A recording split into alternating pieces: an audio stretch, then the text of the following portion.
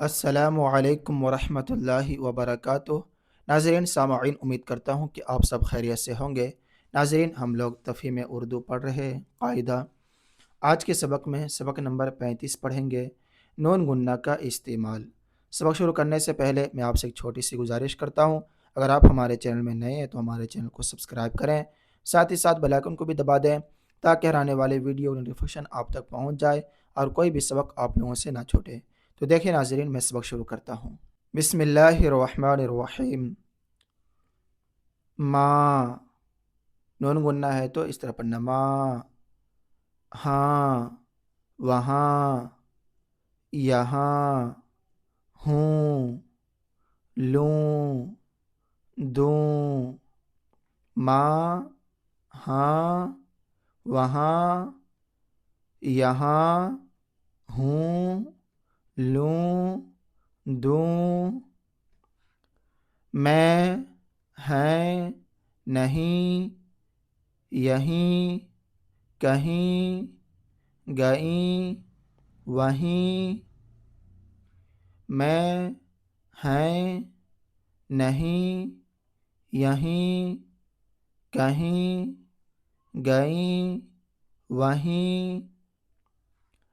پاؤں، جاؤں، لاؤں، گاؤں، آئیں، لائیں، چلیں۔ پاؤں، جاؤں، لاؤں، گاؤں، آئیں، لائیں، چلیں۔ چاند، سانپ، دانت، چاند، سانپ، دانت، سونف، لونگ، ہنس، پھنس، ہنس، پھنس۔ رنگ، ڈھنگ، سنگ، تنگ۔ چاند، سانپ، دانت، سونف، لونگ، ہنس، پھنس۔ رنگ، ڈھنگ، سنگ، تنگ۔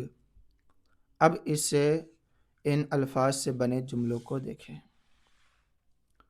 مشق، ماں کی خدمت کرو، ماں کی خدمت کرو۔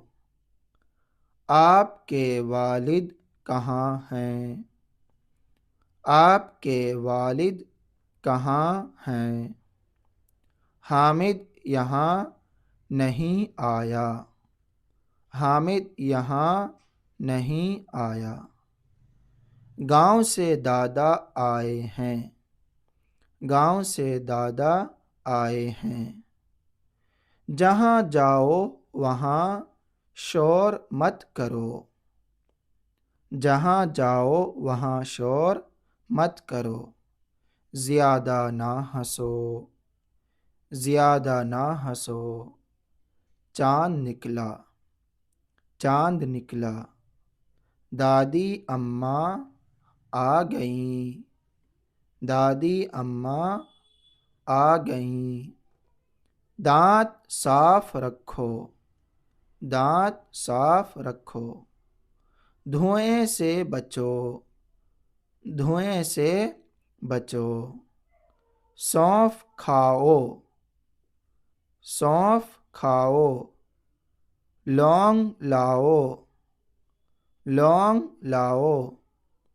بچوں کو تنگ مت کرو، بچوں کو تنگ مت کرو۔